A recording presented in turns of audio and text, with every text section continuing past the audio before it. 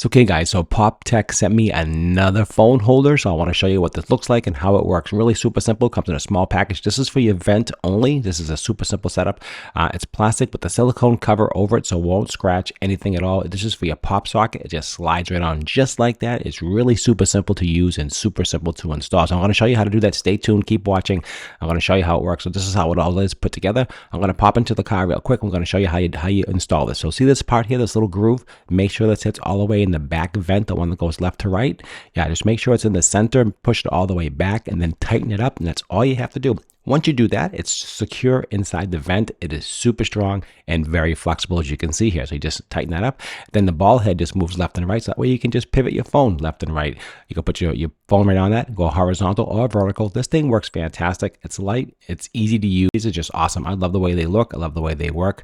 And just a fantastic item. High quality item. Fantastic.